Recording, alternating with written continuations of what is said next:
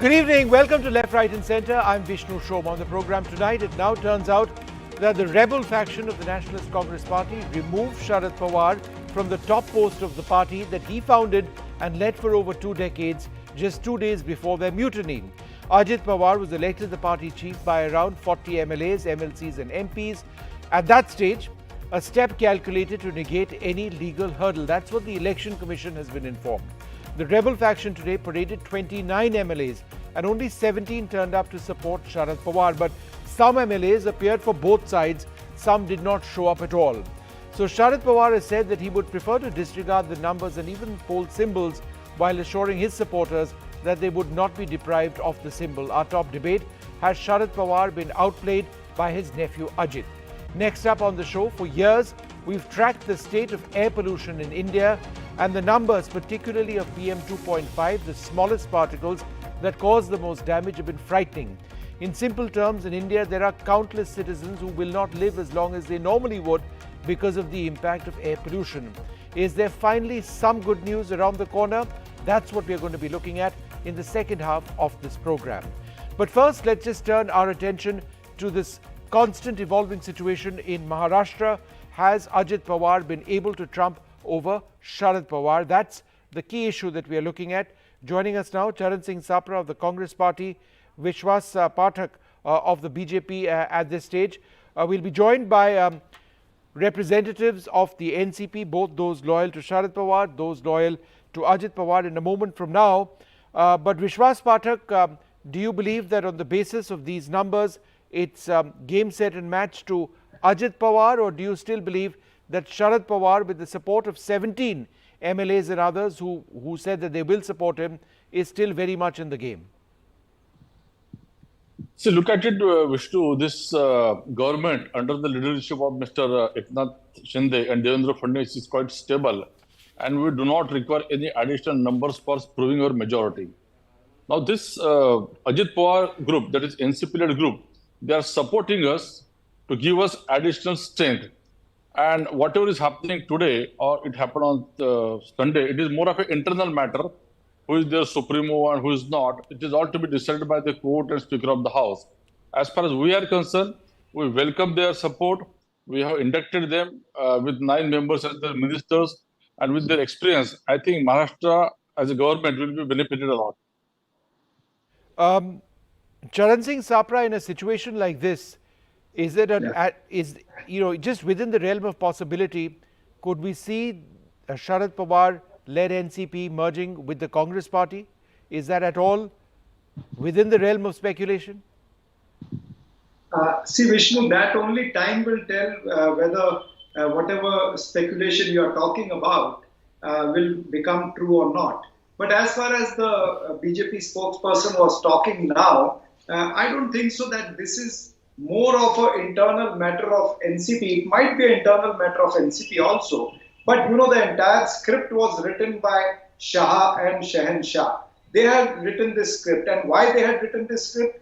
Because they fear the kind of meeting which happened in Patna, the all-party meeting, and recently within a span of 6 months, they have lost 2 assembly elections, Himachal Pradesh and Karnataka. And Karnataka, they have lost miserably. So BJP very well knows that they were talking about themselves as a Majboot Sarkar, but it is not Majboot. It is a Majboor BJP, which is now, trying to divide the opposition. They are trying to use ED, IT, CBI as part of their electoral toolkit, to gain advantage in the entire electoral process. So actually the script has been written by Shah and Shahenshah.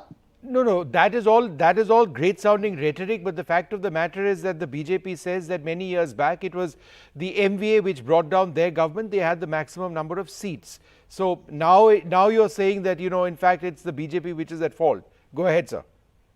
See, Vishnu, what I'm trying to say, you see what is happening in the Shinde camp now. After these triple engine Sarkar, they never required a third engine. But still BJP wanted to do this, one, to teach a lesson to Sharad Pawar, and secondly to make themselves more strong and to divide the opposition.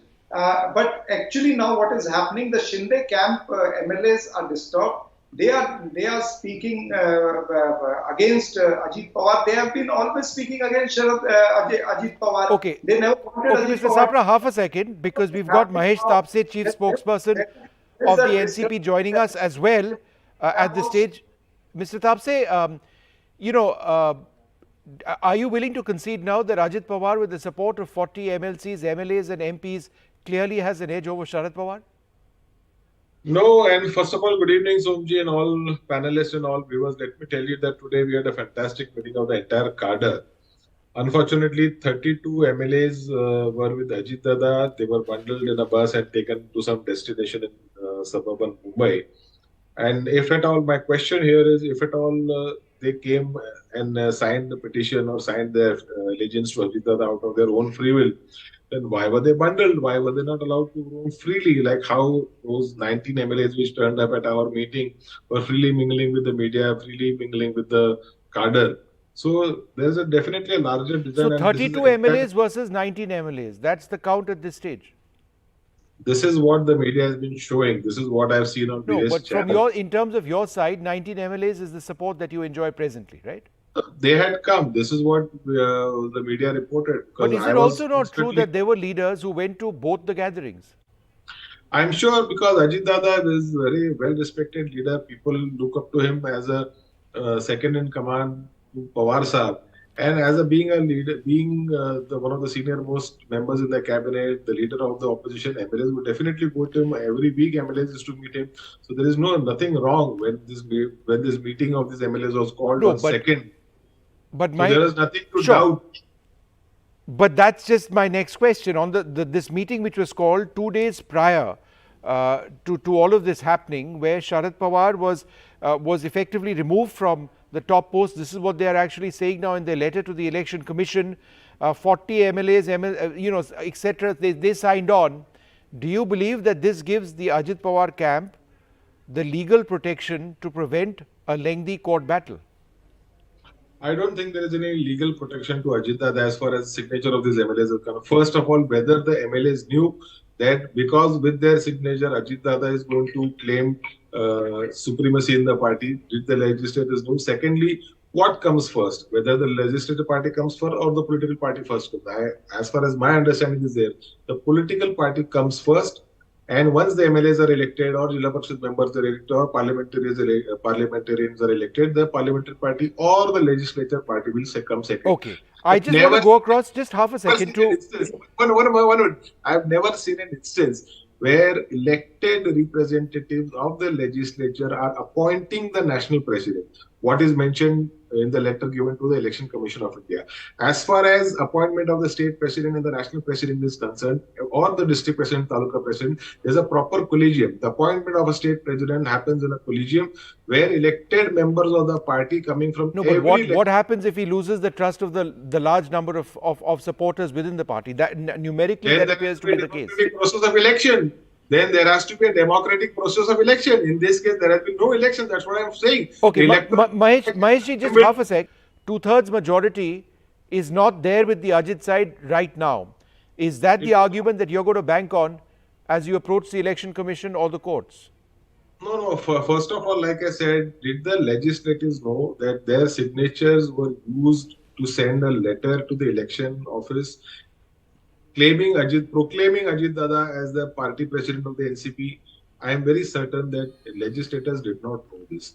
They would have said, okay, because he's a leader of the opposition and for various reasons signatures are obtained, sometimes for to move a vote against the government, sometimes for a bill.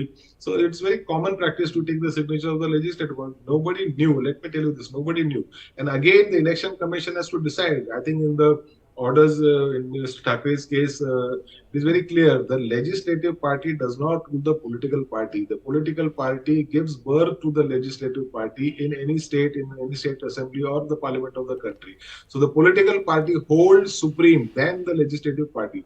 So in this case, taking signature of the 40-41 MLAs, submitting a letter to the Election Commission will not give him the edge to proclaim himself as the president of the NCP. I'm sure there are... So let's see what finally happens over there. But let me just go across to Vishwas Pathak.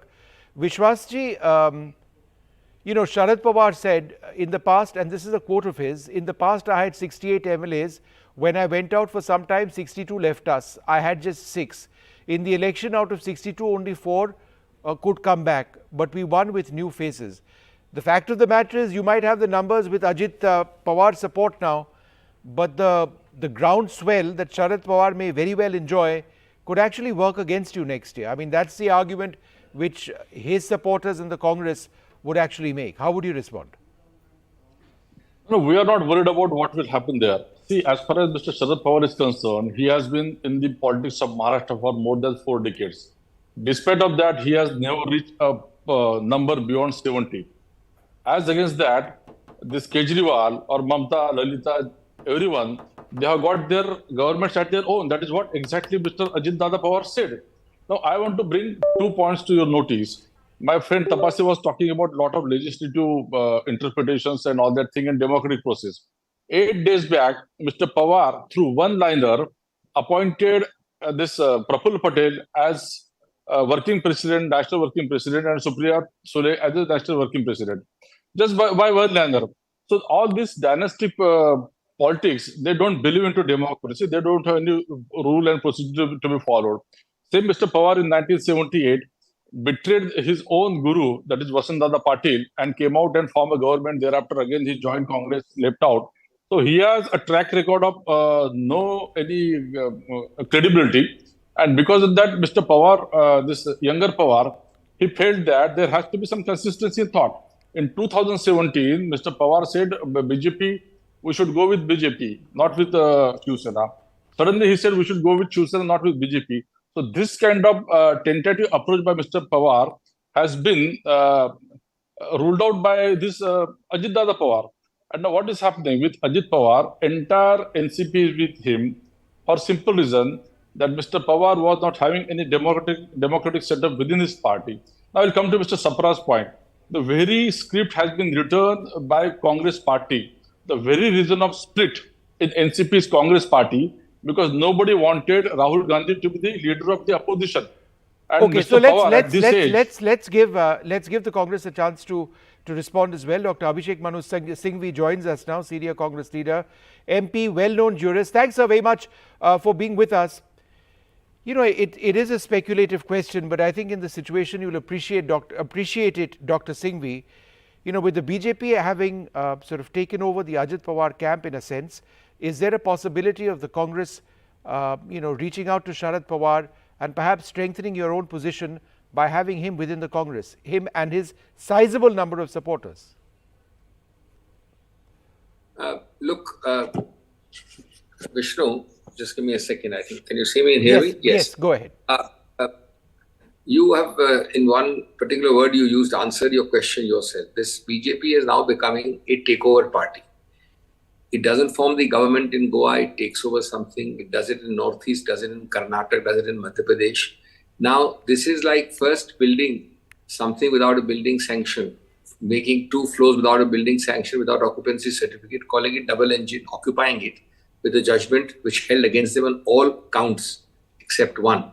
And then building a 3rd floor, an already illegal building, and calling it a 3-engine sarkar. So this is taking over existing groups, is the BJP style. I think that's very important. No, you're not answering my question, Dr. Singh. About us, your question has to be contextually seen. I don't think the Congress is in a takeover mode. The Congress is in a very firm alliance, which is the MBA. Mr. Sharad Pawar is a pillar of that.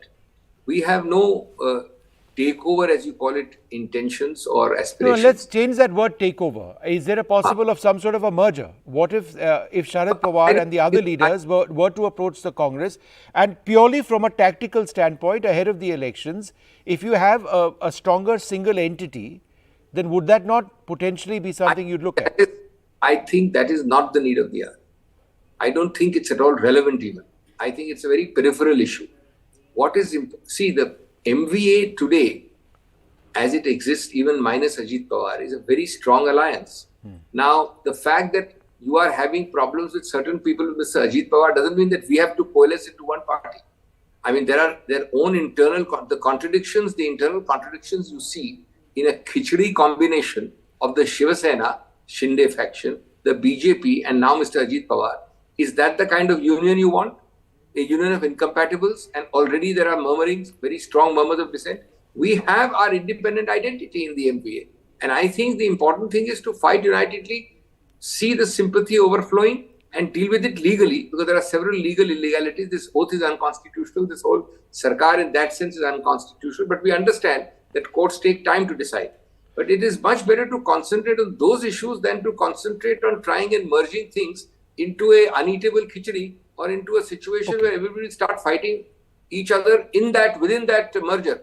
Fair point, but would you concede that Ajit Pawar has got the better of Sharad Pawar with the support base that he enjoys? I mean, it's between 32 and 42 MLAs, 32 and 40 MLAs versus 17 to 19 at this stage. Vishnu, that's an extremely superficial way of looking at support. By any legal test, and we'll be coming to those stages later, the party is not 32 MLAs. Even the official symbol under the law is to be given by the Election Commission by looking at a party. The party includes the much larger entity from the top right down to the tehsil, to the office bearers, intermediate and district and state level. That's even forgetting everything else, the legal test. So in effect, what Mr. Ajit Pawar is doing is a self-congratulatory pat on the back by having some group of MLAs gone. That is not the party. In the last judgment we succeeded in, I'll give you a simple example. If this is the party, suppose the lakhs of people are with Mr. Sharad Pawar, and even his worst enemies today would concede that the tallest figure in Maharashtra politics, cutting across lines, is Mr. Sharad Pawar. Suppose the Sharad Pawar group as a party was to give a whip under a judgment which is hardly 6 months old, that is binding on the legislative group. So just to have 34 and start dancing with joy is not the party. But tell me one thing, sir. We understand, one second more. We understand that the BJP functions on the process being the punishment. They realize that ultimately this is all wrong. But they know that last time it took 1 year to declare the Shiv Sena episode wrong in 9 out of 10 counts in that judgment. So they are again banking on the fact that this will again take time. The fact that it will take time does not rob it of its basic illegality. No, it doesn't. But assuming that conclusion of yours is correct, but I'm just from a legal standpoint, we are now told that the NCP removed Sharad Pawar from the post that of party chief 2 days before the coup, as it were, and then there was this letter of support from 40 MLAs, MLCs, and MPs, etc., etc. Is that something that protects Ajit Pawar from anti-defection? I think these are all very cheap tricks of the trade, thinking that the law is an ass and let us make a bigger ass of it. I find it very amusing that all the events, I was abroad, I came back on Sunday, all the events take place on Sunday or rather Monday.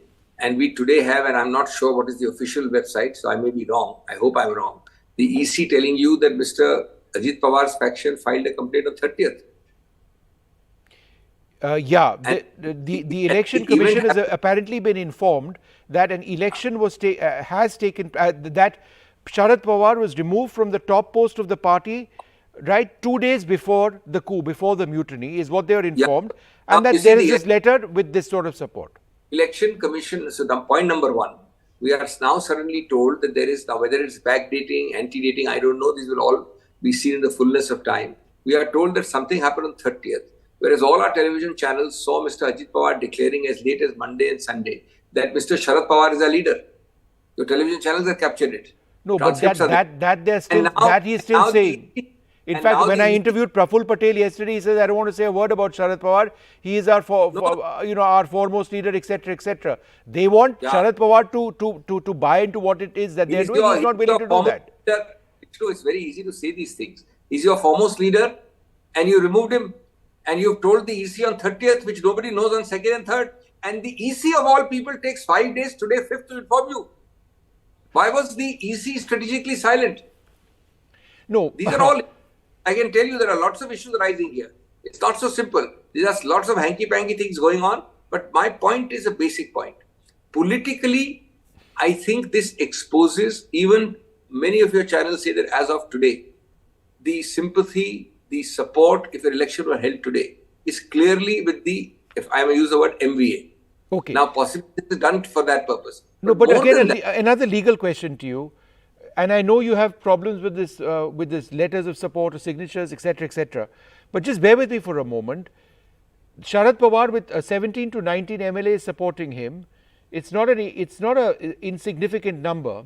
And if this is an indicator of support, then wouldn't the Ajit Pawar camp fall short of the two-thirds number that they need to avoid anti-defection proceedings? They are trying to avoid anti-defection proceeding by one simple technique. The speaker will decide the matter by not deciding. It's very simple to avoid anti-defection. Last time we are at 2.5 months of the Shiv Sena episode, and yesterday a petition has been filed in the Supreme Court to direct the speaker to avoid. I told you the BJP and its allies rely on process being the punishment. Yeah. So this something by not deciding is also a decision. Yeah. Now you're going to have the same thing here. Mr. Narvekar, who otherwise is a very intelligent person and a very dynamic person, takes 2.5 months to not even take step one in the Shiv Sena disqualification. I'm sure he will try and take 2.5 years in this one. So I don't think, that is the issue. Ultimately, we'll have to go to court. The Manipur speaker got strictures from the Supreme Court for sitting on and not deciding petitions. I'm sure a stage will come, but that unfortunately takes time. And we can't take the law into our own hands as the BJP seems to be doing everything. Okay, so Dr. Singhvi, let me ask you about the larger issue. How does this affect or potentially affect opposition unity in the country? I think on the contrary, it gives a fillip and a push to opposition unity. I have a different view. People are saying that, this actually dilutes.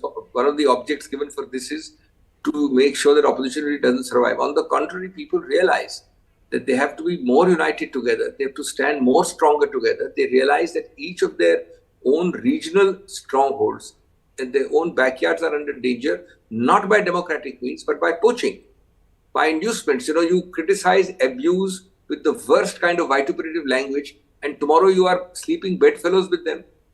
Each of the 9 people, we know what things were said about corruption by Mr. Modi himself about these people. So I think this is actually leading to a greater sense of unity, a greater sense of urgency to unite. And I don't agree with this notion that just because you break away 9 people or 10 people or 30 people, this is a great deterrence to unity. Okay. Dr. Singhvi, thanks very much for being with us and sharing, that perspective. Thanks very much indeed. I want to, just go back to Vishwas Pathak for a couple of his reactions to this. Mr. Pathak, the key point that Dr. Singhvi mentions is that legally this is untenable, and that the best defense you have is time, that it will take time, but ultimately it will be overthrown. How would you respond? Dr. Singhvi, with due respect, is missing certain things. Like, this is the case wherein they were supposed to go to the governor of Maharashtra, wherein 42 MLAs was making important point. See, it is not election commission wherein you have to give other evidences. See, with Mr. Ajit Pawar, there are majority of the state district presidents also and entire parties there. So Mr. Singhvi is ignoring that. Mr. Singhvi is also ignoring one fact that in 1978, when Mr. Pawar broke away and went away, was not that time EC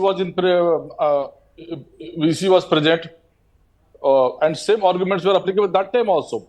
Whether the party remained with Vasantdada party or with Sharad Pawar, these all are issues there. Therefore, Mr. Singhvi was making arguments very conveniently, and I know that what is going to happen in court. In court, Ajit Pawar has having good number of chances in his favor. Mr. Pathak, the other point that he mentioned is that, look, it's going to go ultimately to the speaker, and the speaker will not decide. And therefore, you will buy time. I don't think so. Speaker is also bound by his own duties. He has also got his own role. And I think this speaker is very dynamic. He will come out with a proper decision. He has been saying also on the record that very shortly he is going to come out and going to give justice to the whole system. Okay. Mahesh, Tapshe, what is Sharad Pawar's next step going to be? I mean, we've had this show of support, etc., etc. But politically, what is he going to do to try and consolidate, or is that difficult at this stage? Well, Mr. Pawar is traveling into Delhi tomorrow morning, and he's called a meeting of all his national office bearers in Delhi tomorrow.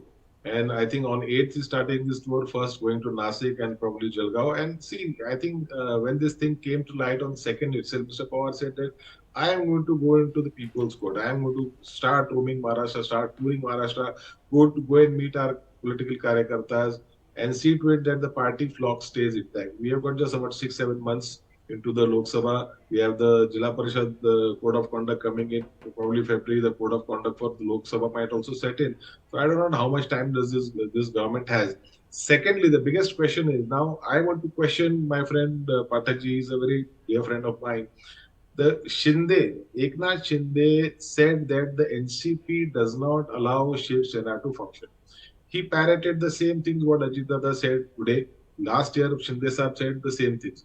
Today, when his own MLAs are saying that they were taken by surprise that BJP roped in Ajit Pawar into the cabinet, I think this was a statement made by Bachchu Kadu today in somewhere in Maharashtra. So this is something that where the Shinde Group MLAs feel defeated. No, I think that's an important point. In fact, Mr. Pathak, would you like to respond to that? And this is the key point, that there is no love lost between the Shinde group and Ajit Pawar and his group. I mean, they were fighting like cats, just a couple of days back. So therefore, in a situation like this, how easy is it going to be to function all together? And if you're going to the next elections together, then you'll have to get into seat sharing and all of that. Is that going to happen? See, what Mahesh said is rightly correct. It is correct. See, in that time when this NCP and Shiv Sena were having a government together, that time Shiv Sena MLAs were grumbling about NCP's way of functioning. But that time the controlling person was Mr. Uddhav Thackeray, Chief Minister of Maharashtra, who was operating from home. This time Eknath Shinde is a very strong Chief Minister, and he is also assisted by a very able Deputy Chief Minister, Mr. Devendra Fadnavis. So I don't think there will be any issue. There will be proper distribution of power. Everybody will get justice, and that situation will not arise. As far as our three parties are concerned now, with 105 odd MLAs, BJP is settling at 9 and 10 seats. With 40 odd MLAs of Eknath Shinde, they are settling at 9-10 berths of the ministers. So similarly, this new entrant will also settle at same thing. I think there will be absolutely no problem. There All right. So good governance. So the BJP says there will be no problem in accommodating their new alliance partners. Let's see what finally happens. I'd like to thank you all very much. Will you give Ajit Dada the finance department? Well, we'll wait and see what happens. We'll take a short break at this stage because I want to turn our attention to something which is important.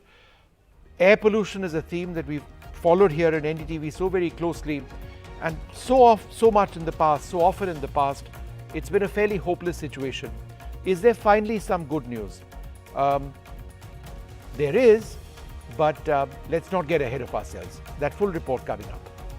For years, we've tracked the state of air pollution in our country, and the numbers, particularly of PM 2.5, the smallest particles that cause the most damage, have been truly frightening. Now, in simple terms, in India, there are countless citizens who will not live as long as they normally would because of the impact of air pollution.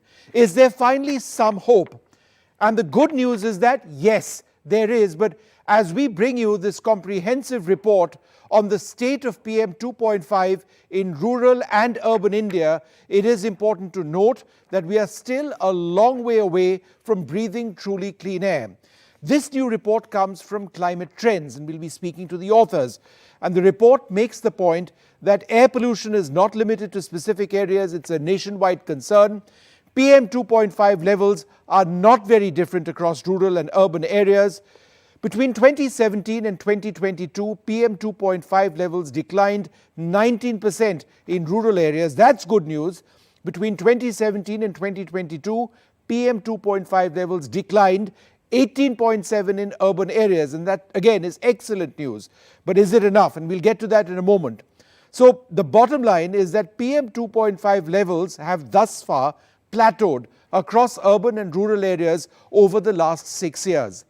Now, in terms of some key states which have done very well, between 2017 and 2022, and this is very welcome news, PM 2.5 levels in Uttar Pradesh have seen a 37.8% reduction in urban areas.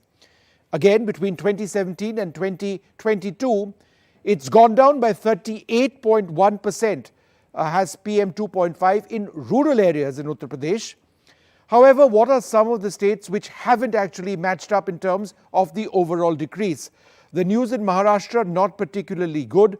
Between 2017 and 2022, PM 2.5 in Maharashtra saw just a 7.7% reduction in urban areas.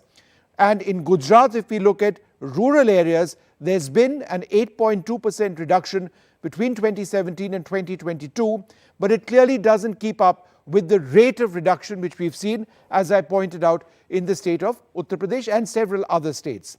Let's take a look at satellite data for PM 2.5 level decreases in major cities. And what is interesting is that this satellite data now increasingly matches the data which we get from ground level sensors. And therefore, since ground level sensors are not available across the large mass of the country, satellite data is very important. So if you look at Chennai over there, and let's have that number up. If you look at Chennai 40.86 was the PM 2.5 count in 2017. That's gone down to 28.9%. And let's keep changing to the other cities. If you look at Kolkata, it's gone down to 53.51 from 66.4. So again, an indicator of it going down.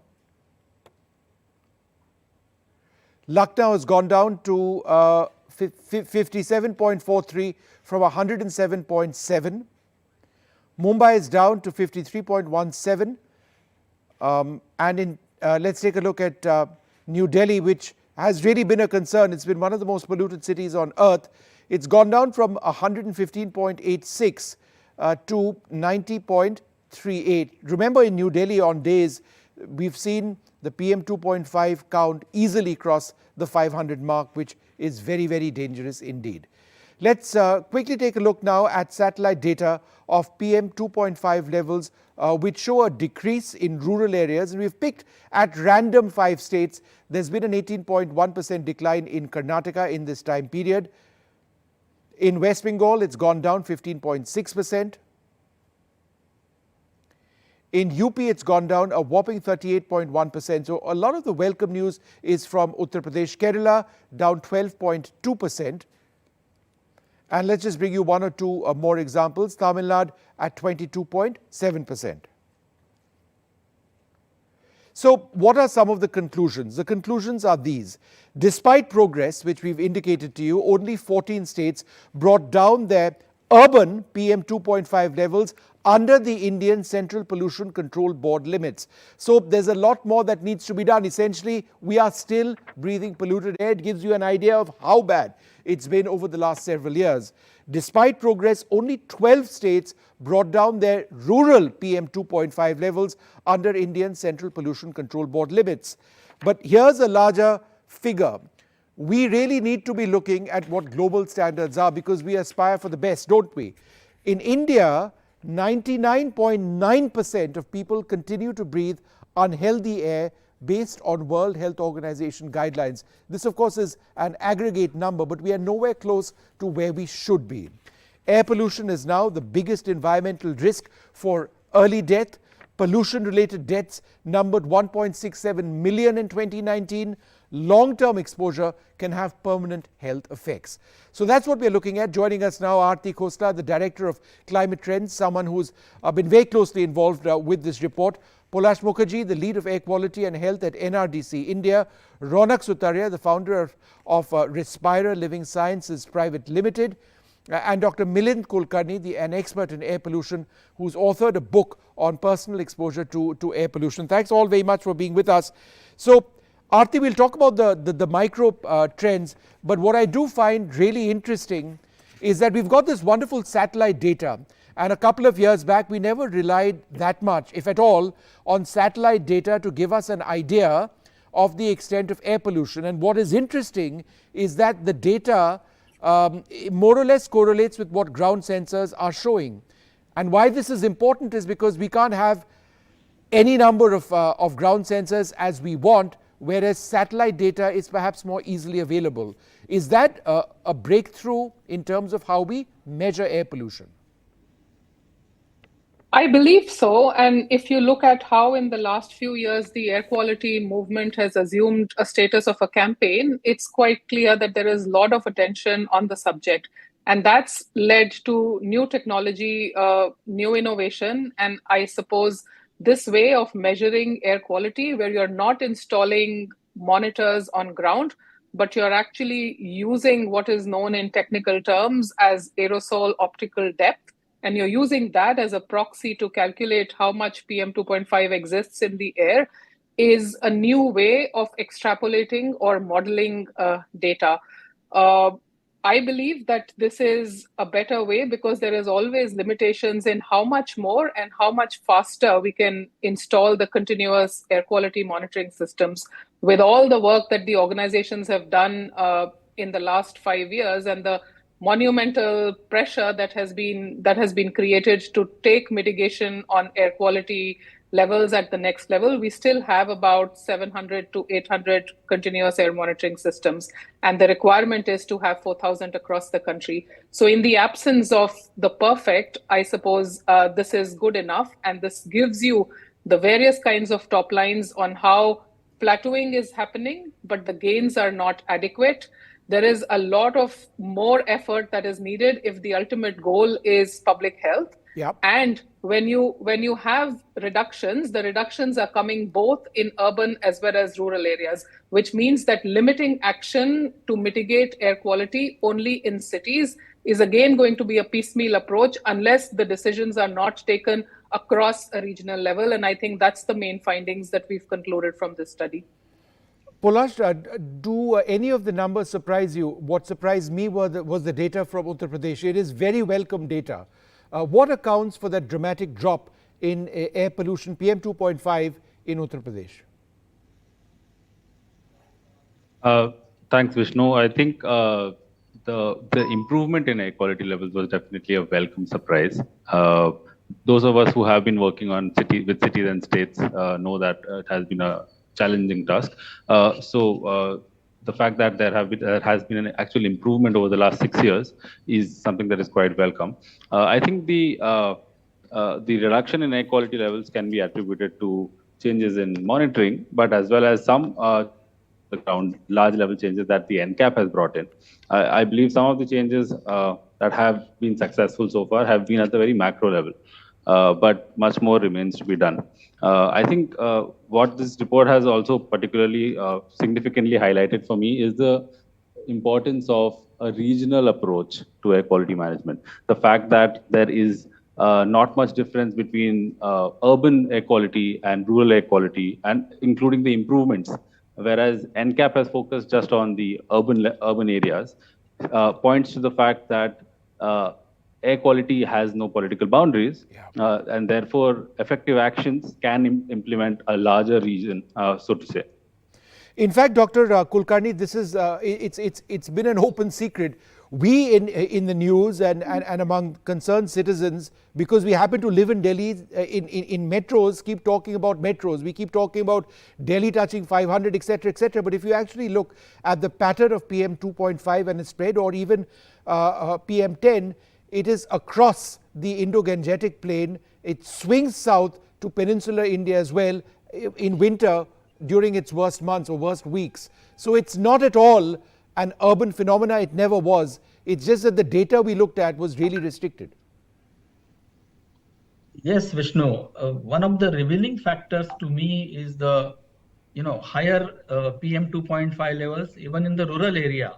So that is one of the most revealing factors when I analyze this particular data. Why would that be the case, sir? Because one would assume that in rural areas you wouldn't necessarily have as that same vehicular or industrial density. You wouldn't have as much density in terms of factories or even necessarily of people living together. Even if people were densely packed together, the overall size of habitations would be smaller. So why would air pollution necessarily be the same, essentially? Exactly. So that is at one level a point of research.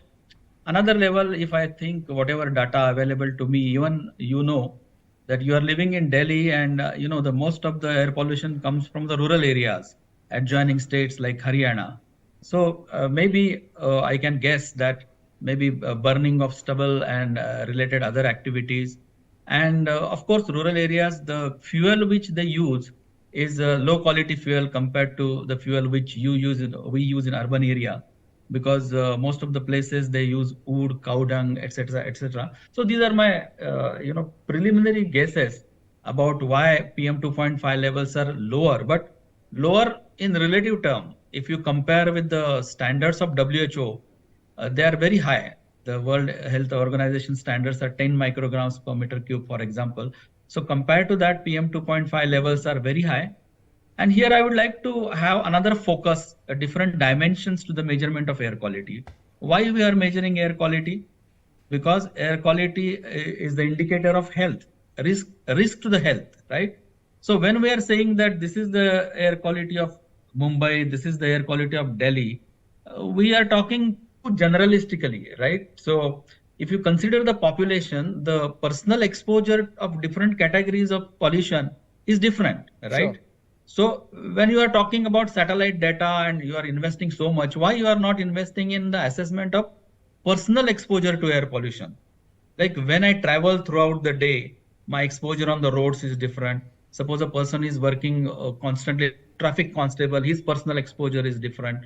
So we did research with Harvard School of Public Health and other institutes to monitor the personal exposure. So I feel India should do a lot in that. No, I think that's an important point, because there are so many variables within exposure to pollution. I take that point entirely. I just wanted to go across to Ronak Sutaria. I think it's important, Ronak, and perhaps you're best placed in this panel to tell us a little bit about how, and this is a fact, that air pollution is killing us. In the past, you could never, people used to die, or people continue to die of heart ailments, of lung ailments, of kidney ailments, of any number of ailments, but the cause was never linked to air pollution because that link was never possible. But there are studies now which clearly establish that the number of people dying as a result of air pollution, which may trigger each of the conditions which I've identified, is whopping. The number is whopping. And therefore, the link is now established. There is science behind the numbers.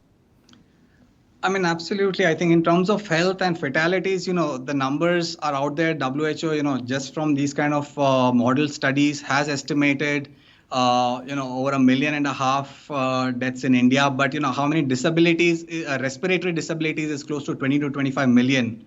Now, Vishnu, as the previous Dr. Kulkarni said, WHO actually has debated between 10 micrograms to 8 micrograms, reducing the yearly average. The numbers here, the percentages numbers looked interesting, but I think it's important to remember that the percentages have dropped. The absolute numbers, I was looking at the report, the north and west, where the maximum burden of disease is going to happen, where the maximum population is in the western part and the northern part of the country. Not to say that south and east is any less, but the burden of disease, the burden of our health systems is going to be felt in the west of India and the north of India. Those numbers are at 60 micrograms for north urban, with states like Bihar reporting 77. WHO is saying 8 micrograms is acceptable levels for a yearly average. We have to remember that these are not 24-hour averages. CPCB puts out, 40 micrograms and 60 micrograms as 24-hour safe levels. We are breathing 60 micrograms of a cancerous substance entire year round. And any reduction in exposure to cancer does not lower your risk from cancer, because you're still exposed to the cancerous particulate matter. And I think while the reduction percentage can be appreciated, our focus, our attention on this cannot reduce, because exposure to cancer is exposure to cancer. No, I know. The point being, we are nowhere close to where we need to be. But for the first time, I think in a decade of talking about this, I see a number or numbers which actually indicate hope, a little bit of hope. Aarti, does that at one level have to do with cleaner fuel now available, including for vehicles, the low sulfur diesel vehicles no longer as popular as they were even 3 years back? Bharat Stage 6 fuel emissions in terms of petrol and diesel, is that having an impact? I believe the overall impact is really a shift in the policy sentiment, which realizes air pollution is a problem. if you look at the very complex source apportionment studies, as they are called, for cities, you will see transport is a big source, but industry is also a big source, and there are sporadic and some specific seasonal sources like stubble, etc., which contribute a big part of the problem in a particular part of the country. If you look at this data, you will see that rural pollution is very high in the south and the west. I haven't analyzed it, but my guess is that it's in those parts of the country where you still have high industry footprint, you have big industries where you don't have continuous air quality monitoring data, which is up in the public space for common view. We do not know what level of industrial pollution is being caused. So we are really going through a black hole on this one. And I think that is important, that the sources are very different in different areas. Overall, there are 4 to 5 sources which span across the spectrum and include industry, power plants, transport, agriculture, domestic activities, construction, dust, and so on and so forth. But it's the share of all of these that matter. And I do think that taking small measures does count, and every measure in this effort does count. If you make some roads where you don't bring in the trucks into the city, that has a role to play. If you make sure that the diesel gensets don't run, and you make stringent efforts to get the small and medium enterprises to reduce air pollution on a day-to-day, all of these things have a role to play. And I think that's the combined effect of all of these things that we are seeing, just the plateauing. If you're actually analyzing data a little bit more, and if I can take 30 seconds, the kind of improvement that's seen, which is 20 to 25% reduction over 5 years, is not monumental. That's the average number that should have been arrived if we are having the National Clean Air Program as the only policy instrument which tackles air pollution in the country. If we had to be happy, the improvements should have been 30 to 35%. So I think we are really having a minimum viable product at this stage, rather than being congratulatory and being very self-satisfied with this. It's best to be sure that we are in the right direction of travel, but a lot more needs to be done, and sources need to be acted upon in the order of where they exist. Sure. And which means to say that what's the problem in Delhi perhaps is also the problem in Agra, because they are in the same airshed. So same actions should be taken to mitigate the 3 or 4 primary sources of pollution in that area. But it might be different in Bombay, where we saw, just because the winds were calm and you had high levels of pollution building up, and which is why action in Maharashtra has been a little bit slow. You see massive improvement happened in UP, according to this data, but 7% improvement in Maharashtra. More than just policy not acting, I think it's also a case of how, by the time the problem happens, we only act after it, and we are not acting preventively. Polash, are we on our way, or are we likely to reach our pollution control goals? I think 2024 was the next, we had announced certain goals to achieve. Are we on our way to achieving those?